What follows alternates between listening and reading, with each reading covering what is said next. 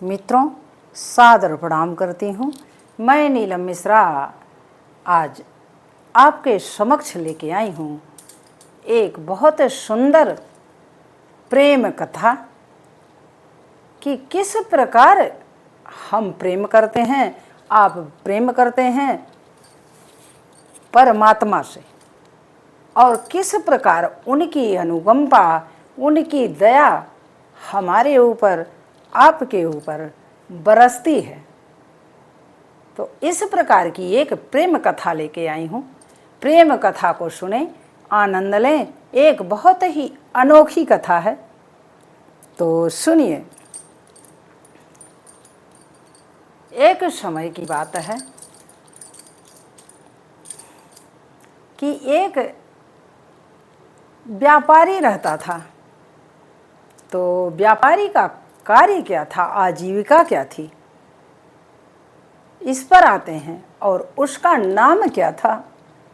तो नाम था उसका सदन। तो सदन नाम का वो व्यापारी था। व्यापार किस चीज़ का करता था? ये तो बहुत ही अनोखी बात है। वो व्यापार करता था, कसाई का कार्य करता था। कसाई का कार्य करता, मांस बेचने का व्यापार करता वो। तो मांस बेचता और उसी से उसकी आजीविका चलती। यही उसकी प्रतिदिन की दिनचर्या थी और प्रतिदिन का कार्य था।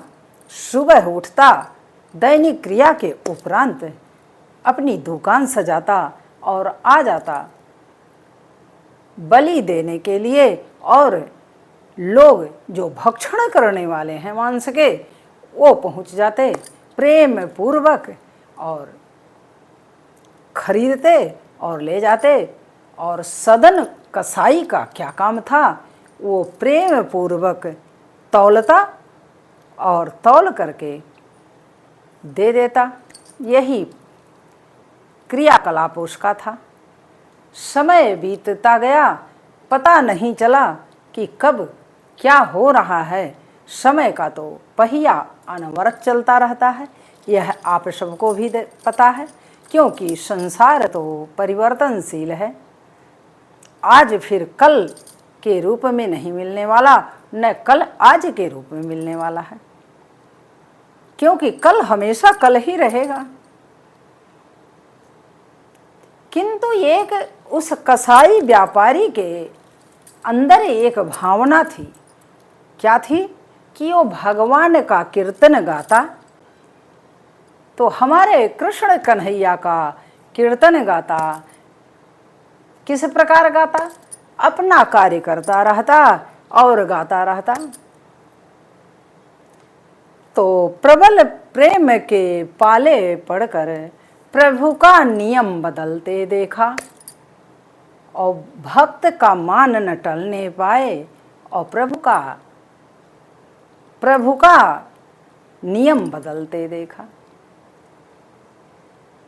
भगवान का मान भले टल जाए, प्रभु का मान भले टल जाए, किंतु भक्त का मान न टलते देखा।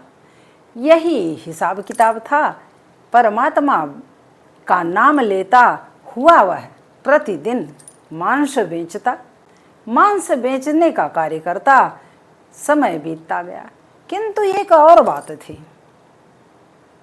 भगवान विष्णु का जो एक रूप है शालिग्राम, काले पत्थर में आते हैं वो। आप सब भी जानते होंगे दर्शकों, भाइयों बहनों, कि काले पत्थर के शालिग्राम हमारे कहे जाते हैं, जिससे माता तुलसी का विवाह होता है। तो अब काले पत्थर को वह बाट के रूप में रखा था। साक्षात शालिग्राम जी थे, और वह काला पत्थर ले करके उसी को बाट बना करके तौलता। न उसके पास किलो था, न कोई ग्राम था, न 10 ग्राम न 20 ग्राम। उसी को वह कुछ हिसाब किताब से बनाया हुआ था, वही अपना उसी से तौलता। और वो शालिग्राम जो होते हैं, उनका तो आकार प्रकार आपको भी पता है कि वो चपटे तो होते नहीं हैं। और जब वो तराजू में रखता तो इधर उधर ढोल के तरीके से लुढ़कते रहते। अब ऐसे ही दिनचर्या चल रही थी। एक दिन की बात है, संयोग से यह गीत गुनगुना रहा था भगवान कन्हैया का। सदैव ही भजन करता, भजन गाता और मांस बेचता। तो एक दिन समय ऐसा आया कि सुबह सुबह एक संत उसी रास्ते से गुजर रहे थे। अब उसी रास्ते से गुजर रहे थे तो उन्होंने जैसे ही वह दुर्गंध आया मांस का, मुंह तो ढक लिए। और कोई भी जाता जो शाकाहारी प्रवृत्ति के लोग हैं, सात्विक प्रवृत्ति के लोग हैं, वो अपना मुंह ढकते और मुंह घुमा करके चले जाते। और जो भक्षण करने वाले रहते वो तो उस दुकान पर टूट पड़ते। यह अभी भी यही है हमारे समाज में भी कि भक्षण करने वाले बहुत सारे लोग हैं जो कि मांस का भक्षण करते हैं।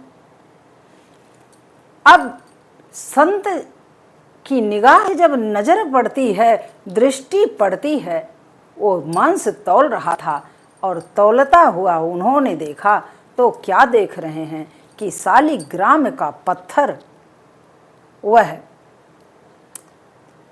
पत्थर रख करके बाट बनाया हुआ है और मांस को तौल रहा है। अब संत को जब संत की दृष्टि पड़ती है तो संत तो आग बबूला हो जाते हैं। उनके मन में बड़ा कष्ट होता है कि वाह रे अज्ञान मनुष्य, क्या कर रहा है तुम? एक तो अपराध कर रहा है, दूसरे जीव की हत्या करके अपना आजीविका बनाया है, और दूसरा अपराध क्या है कि शालिग्राम को ही बाट बना दिया। उन्हीं के बराबर तौल तौल के मांस बेच रहा है। तुम्हारी क्या गति होगी? हे परमात्मा, हे प्रभु, इसे सद्बुद्धि दो। क्या कहूँ बे प्रभु, काहे आप यहाँ पड़े हुए हो? यह सोच करके संत महात्मा मन में विचार करके दौड़ते हुए उसकी दुकान में चले जाते हैं। मुंह ढक करके कहते हैं, डांटने लगते हैं, कहते हैं, रे बेवकूफ़ मूर्ख, तूने ये क्या किया है? अब उसे क्या पता कि ये शालिग्राम महाराज हैं। उसे तो कुछ पता ही नहीं था, वो तो पत्थर समझ रहा था, उसने पत्थर समझ के उसे रखा था। अब संत जी ने डांटना शुरू किया, उन्हें भला बुरा कहना शुरू किया कि कर क्या रहे हो तुम? तुम्हें इतना ज्ञान नहीं है कि हमारे साक्षात कृष्ण कन्हैया शालिग्राम के रूप में विराजमान हैं, इनको तुमने बाट बनाया। एक तो इतना बड़ा अपराध है, इतना घिनौना कृत्य, और दूसरे तुम भगवान को ही बाट बना दिए हो। तो भगवान ने तो स्वयं ही कह दिया है कि मैं नित भक्तन हाथ बिकाऊं। तो मैं नित भक्तन हाथ बिकाऊं, तो अब उसमें कौन सी भक्ति थी कि किसी को नहीं पता था कि सदन कसाई के अंदर कौन सी भक्ति थी कि भगवान शालिग्राम उसमें लुढ़कते हुए आनंद ले रहे हैं तराजू में। ऐसी भी क्या भक्ति होती है क्या? ये तो बड़ी अनोखी भक्ति है हमारे और आपके लिए, क्योंकि ऐसा तो सपने में भी नहीं सोचा जा सकता कि ऐसे भी कोई भक्त हो सकते हैं।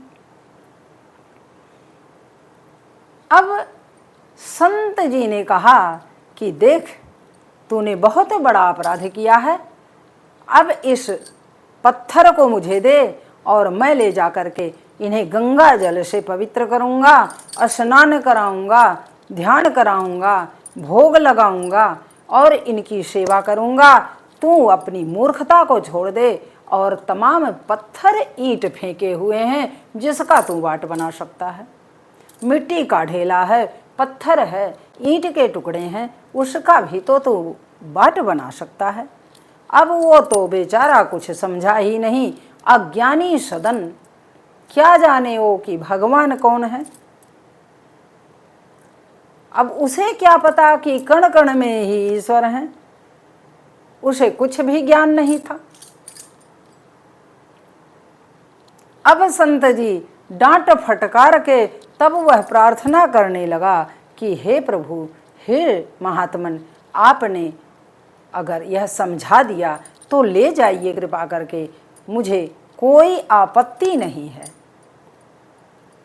मुझे कोई आपत्ति नहीं है, आप ले जाएं इन्हें, इनकी सेवा करें। अगर ये भगवान हैं तो भगवान को आपके पास ही होना चाहिए, क्योंकि मैं क्या करूँगा इन्हें लेकर के, मुझे तो कोई आवश्यकता ही नहीं। मैं तो ऐसे गीत गुनगुनाता रहता हूँ, कीर्तन करता रहता हूँ, और तो मेरे पास कोई न ज्ञान है, न विवेक है, न शक्ति है, न भक्ति है।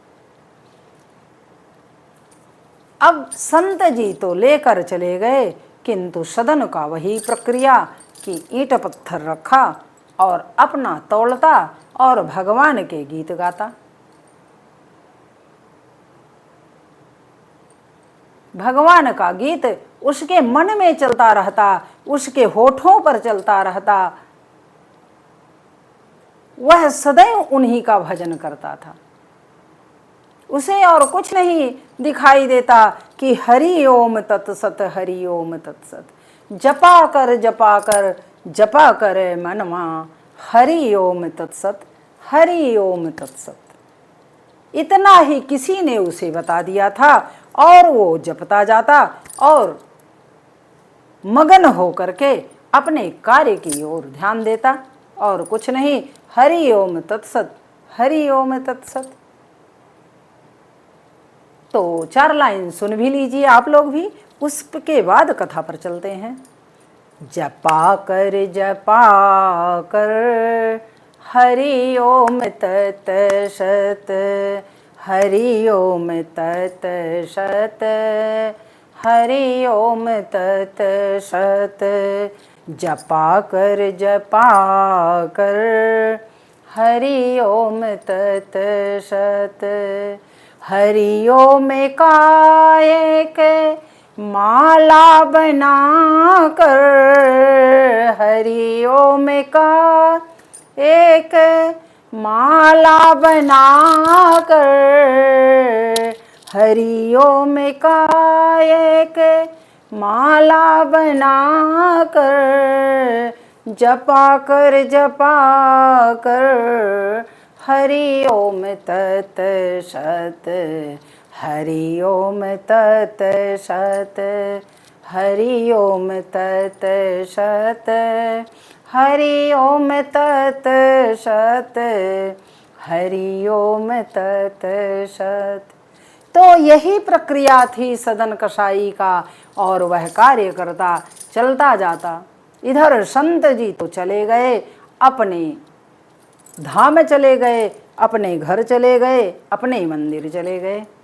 अब वहाँ जाते हैं तो सर्वप्रथम शालिग्राम जी को नहलाते हैं गंगा जल से बार बार, और कहते हैं, क्या प्रभु आप क्यों वहाँ पड़े थे, मुझे समझ में नहीं आता, क्या आपको दिख नहीं रहा था कि वो एक कसाई का काम करता है, ना आपकी सेवा जानता है, ना आपको भोग लगाया, ना आपको नहलाया, ना खुद ही नहाता है, क्यों आप ऐसे मनुष्य के पास पड़े हुए हैं, मेरे तो समझ में नहीं आ रहा है। प्रभु आप सोच क्या रहे हो, काहे को ऐसा कर रहे हैं आप अपने भक्तों पर ध्यान दीजिए प्रभु। इस प्रकार शिकायत भरी बातें संत जी कर रहे हैं। अब संत जी भी भगवान के बड़े परम भक्त थे। इस प्रकार से बातचीत करते हुए भगवान शालिग्राम की सेवा किया उन्होंने, नहलाया धुलाया, भोग लगाया, और चांदी के सिंहासन पर उन्हें आसन लगा करके बिठा दिया और कहा, अब यहाँ आप आराम करेंगे, सोएंगे, भक्तों की रक्षा करेंगे, सब कुछ आपका कार्य बड़े अमन चैन से होगा। अब आपको चिंता करने की आवश्यकता नहीं है, उस गंदगी से आपको मैंने निकाल लिया है, आप बिल्कुल बेफिक्र रहो। शालिग्राम जी से इस प्रकार बातें करते हैं। जब इस प्रकार बातें करते हैं और बातें करते करते भोग लगाए, प्रभु को शयन कराए और बिस्तर पे सो जाते हैं उनका भजन करते करते। तो जो भक्त होता है उसको तो भगवान मार्ग दिखाई देते हैं। अब रात्रि में जब संत जी सो जाते हैं तो उन्हें शालिग्राम जी स्वप्न दिखाते हैं। स्वप्न में कहते हैं कि महात्मन, मुझे आप वहीं पहुंचाइए, क्योंकि यह सुख सेज मुझे अच्छी नहीं लग रही है। अब संत जी को तो बड़ा ही आश्चर्य हुआ, बड़ा ही वह विस्मय में पड़ गए। उन्होंने कहा, प्रभु क्या सोच रहे हो, क्या करना चाहते हो आप, मेरे समझ में नहीं आ रहा है। क्यों आप जाना चाहते हैं वहाँ? उन्होंने कहा कि देखिए, मैं सभी भक्तों के पास रहता हूँ अलग अलग रूपों में। सभी भक्त मुझे आराम ही देने की कोशिश करते हैं। कोई सोने के सिंहासन पर बैठाता है, कोई चांदी के सिंहासन पर बैठाता है, कोई माखन मिश्री खिलाता है और कोई 56 भोग लाता है, कोई फल फूल खिलाता है। तो संत जी, मैं इस सबसे ऊब चुका हूँ प्रभु, मुझे आप वहीं पहुंचा दीजिए, क्योंकि उसका कीर्तन, उसका भजन मुझे बड़ा आनंदित करता है। वो सदन कसाई का, उस आनंद का कोई तुलना नहीं है। क्योंकि वहाँ पर जब मैं लुढ़कता था और वह गाता था और अपना कार्य करता था तो मुझे बड़ा आनंद आता था। मुझे कृपा कर वहीं पहुंचा दीजिए, मैं वहीं ही अच्छा हूँ। मुझे ये रस नहीं आ रहा है संत जी, मैं वहीं जाना चाहता हूँ, सदन कसाई के पास। अब सोच लीजिए कि प्रभु की महिमा क्या है, हमें आप कैसे जान सकते हैं। इतने सरल हैं हमारे प्रभु, इतने दयालु हैं, इतने कृपालु हैं। अब उस कसाई के पास जाने के लिए परमात्मा इतने व्यग्र हैं कि प्रार्थना कर रहे हैं संत जी से कि मुझे इस रूप में ले जाइए वहीं पर, मैं वहीं जाना चाहता हूँ और वहाँ जाकर के मैं लुढ़कूंगा उस तराजू में, तो मुझे बड़ा आनंद आएगा। इसी लुढ़कने के लिए और उसका गीत सुनने के लिए कि हरि ओम तत्सत, हरि ओम तत्सत, वही सुनने के लिए, वही गीत सुनने के लिए, परमात्मा का भजन सुनने के लिए निष्कपट भाव से जो वह अपना आजीविका चला रहा था, उसको देखने के लिए प्रभु बड़े बेचैन थे। संत जी ने कहा कि अब इतना जब परेशान हो प्रभु, तो मैं सुबह होते ही आपको ले जाके पहुंचा दूंगा। आप बिल्कुल चिंता ना करें, इस समय आप सोइए, मुझे भी जरा शयन करने दीजिए प्रभु, क्योंकि आप भी थोड़ा शयन कर लीजिए। आप 24 घंटे पल पल क्षण क्षण तो आप भक्तों की सेवा में लगे रहते हैं, तो कम से कम शांतिपूर्वक सो जाइए। सुबह होती है फिर बात करते हैं। अब संत जी तो सोने के मूड में तो थे ही, किंतु नींद कहाँ आ रही है। उन्हें तो चिंता इस बात की कि मैं तो भजन करता हूँ, भगवान के रास्ते पे चल रहा हूँ, इतनी सेवा करता हूँ, फिर भी प्रभु मेरे पास टिकने के लिए इनके पास समय ही नहीं है, और ये तो जाना चाहते हैं उस कसाई के पास। यह कौन सी माया है, मेरे समझ से परे है, मैं इसे नहीं समझ सकता। उसके बाद सुबह होती है, भगवान जो संत महात्मा थे शालिग्राम जी को स्नान कराते हैं, ध्यान कराते हैं, उन्हें भोग लगाते हैं और कहते हैं चलिए प्रभु, आपकी आज्ञा माथे पर उठा करके मैं लेके चलता हूँ आपको। लेके जाते हैं। अब जैसे ही सदन कसाई के दुकान के सामने संत जी पड़ते हैं, वह बेचारा डर जाता है। वह सोचता है कि वह कल की जो गलती थी, अपराध पुराना हमारा था, उसके लिए आज भी लगता है कि संत जी मुझे दंडित अवश्य करेंगे, क्योंकि आज फिर आ रहे हैं हमारे यहाँ। अब मैं कहाँ जाऊँगा, मैं क्या करूँगा। तो हे प्रभु, हरि ओम तत्सत, हरि ओम तत्सत। उसका तो वही था और तो कुछ था नहीं। अब संत जी आते हैं तो हाथ जोड़ के खड़ा हो जाता है, कहता है कि हे प्रभु, मुझे अब ये अपराध नहीं करना है, आप ले जाइए। इन्हें लेकर क्यों आ रहे हैं इस गंदगी में। मैं तो एक अपराधी ठहरा, एक गंदी आजीविका पाल के बैठा हूँ, क्योंकि यह मेरे माता पिता भी करते थे, मेरे पूर्वज करते थे, इसलिए मैं भी इसका पालन कर रहा हूँ। मुझे तो करना नहीं चाहिए, किंतु मैं कर रहा हूँ। मेरे पास और कोई न ज्ञान था, न कोई बुद्धि थी, ना कोई विवेक था, इसलिए प्रभु मुझे क्षमा करें, आप इन्हें लेकर जाइए। अब संत जी को बोलने ही नहीं दिया कि संत जी क्या काम लेकर आए हैं, किस उद्देश्य से आए हैं, उसे तो पता ही नहीं। अब वह अपनी ही व्यथा सुनाने लगा। जब अपनी व्यथा सुनाने लगता है तो संत जी कहते हैं, अरे थोड़ा चुप हो जा रे, थोड़ा तो चुप हो जा। मैं तो वैसे परेशान हूँ, मेरे पास तो कोई ज्ञान विवेक ही नहीं रहा प्रभु के इस प्रक्रिया से। तो कम से कम तुम तो शांत रह, पहले मेरी बात तो सुन। अब कहता है, कहिए प्रभु, जो कहिए वो सिरोधार्य है, मैं उससे कहीं विलग होने वाला नहीं हूँ।